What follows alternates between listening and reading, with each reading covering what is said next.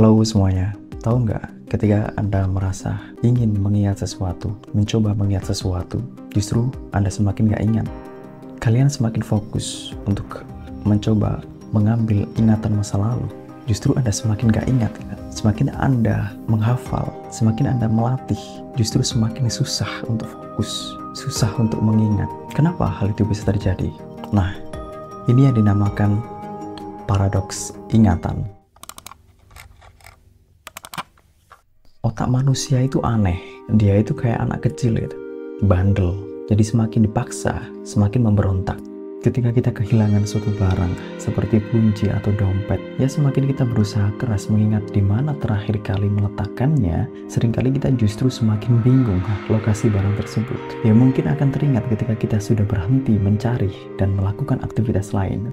Terkadang kita tahu ada kata atau istilah yang tepat untuk menggambarkan sesuatu, tetapi semakin kita berusaha mengingatnya, kata tersebut justru semakin sulit muncul di pikiran kita. Siswa yang terlalu fokus dan memaksakan diri mengingat materi tertentu saat ujian justru malah dia mengalami blank dan kesulitan mengakses informasi yang sebenarnya telah dipelajari. Ketika Anda mencoba mengingat nama seseorang yang baru Anda temui, nama orang lain yang mirip mungkin muncul di pikiran, sehingga membuat Anda semakin sulit mengingat nama yang benar. Jadi misalnya nih ya, Anda kenal dengan seseorang, orang baru ini yang bernama Desi. Nah, sebelumnya Anda juga pernah punya teman yang bernama Desi itu. Maka ketika Anda mengingat Desi yang baru tadi, maka bayangan Desi yang lama itu muncul. Itulah namanya interferensi teori.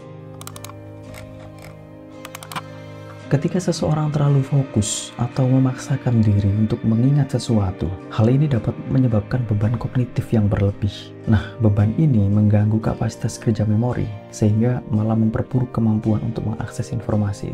Jadi ketika otak kita itu rileks, jalur saraf di hipokampus, yaitu bagian otak yang mengatur memori, itu justru bekerja lebih optimal. Ini sebabnya banyak ide cemerlang muncul saat kita sedang mandi atau hampir tertidur.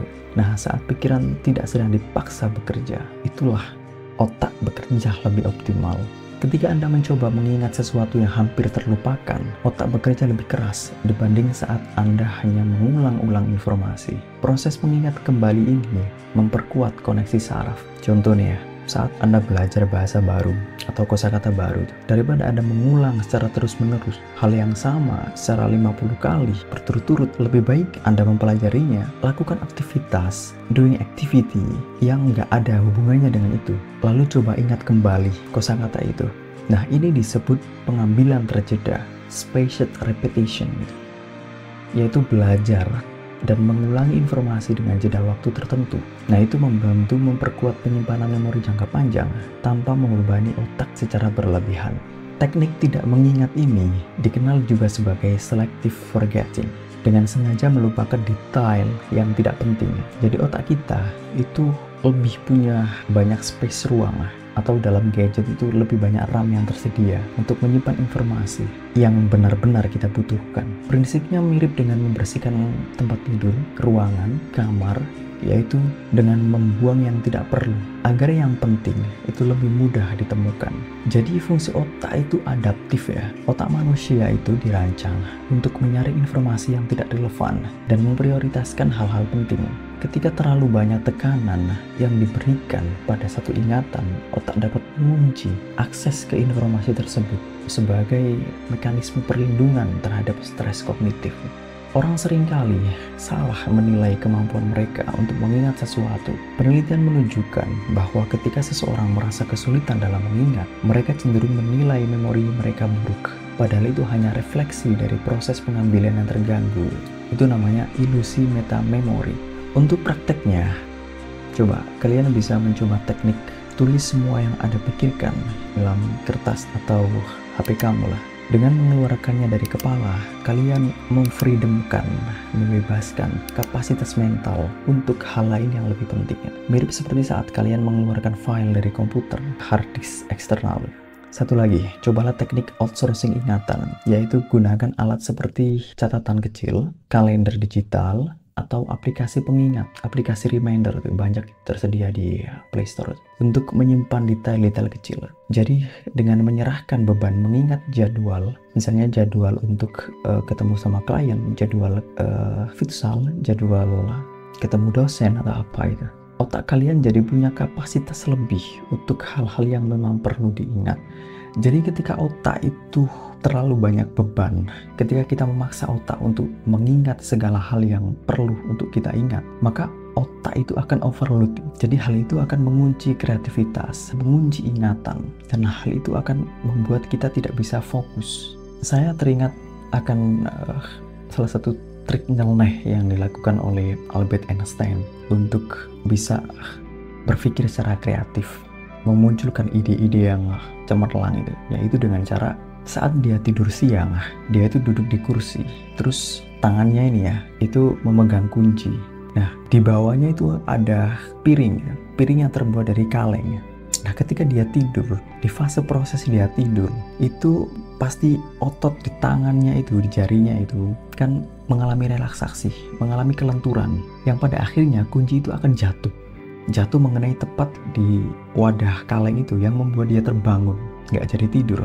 Jadi di situ otak kita itu masuk ke dalam kondisi hypnagogia, yaitu ketika kondisi otak kita berada di fase cemerlang-cemerlangnya, fase ide-ide tiba muncul, kejeniusan, kreativitas, hal-hal yang membuat otak kita masuk ke era paling jenius gitu. Maka dari itu Albert Einstein mengakali hal itu dengan cara itu tadi, menjatuhkan kunci tepat di atas kaleng itu, yang membuat dia terbangun itu. Coba, mungkin kalian mau coba trik Albert Einstein tersebut.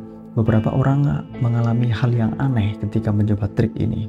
Ada yang merasa bahwa produktivitasnya meningkat, ada yang sampai 30% bahkan. Ya, pertama-tama mungkin aneh, tetapi justru banyak ide-ide atau kreativitas itu muncul, imajinasi muncul di fase tersebut. Tapi ada juga yang merasa justru malah pusing, malah nggak kuat.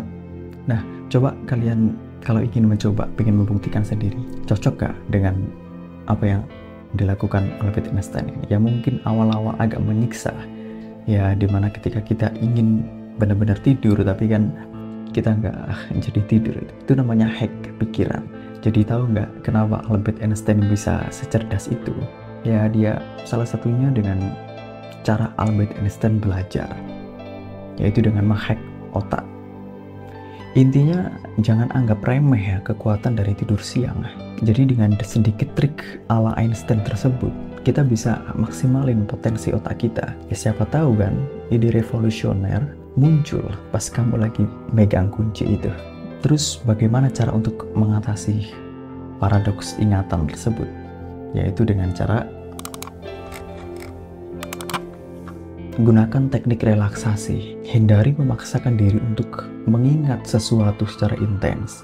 Berikan jeda waktu bagi otak untuk menyusun kembali informasi secara alami. Yang kedua, latih space repetition. Belajar dan mengulangi informasi dengan jeda waktu tertentu. Itu membuat otak kita memperkuat penyimpanan memori jangka panjang tanpa membebani otak secara berlebihan. Selanjutnya, ubah konteks atau fokus. Jika Anda tidak bisa mengingat sesuatu, cobalah melakukan aktivitas lain atau berpindah ke lingkungan berbeda untuk merangsang ingatan. Selanjutnya, gunakan pemicu konteks, contextual cues. Menghubungkan informasi dengan elemen sensorik seperti aroma, musik, warna. Nah, itu dapat membantu meningkatkan kemampuan pengambilan memori. Jadi, paradoks ingatan ini menunjukkan bahwa mencoba terlalu keras untuk mengingat sesuatu seringkali malah kontraproduktif karena interferensi, beban kognitif, dan ketidaksesuaian konteks. Sebaliknya, strategi seperti relaksasi, pengulangan terjadwal, atau spaced repetition, dan pemanfaatan konteks dapat membantu meningkatkan kemampuan memori secara efektif. Nah, fenomena ini mencerminkan kompleksitas fungsi otak manusia dalam menyimpan dan mengambil informasi. Oke, itu dari saya. See you next time dan bye-bye.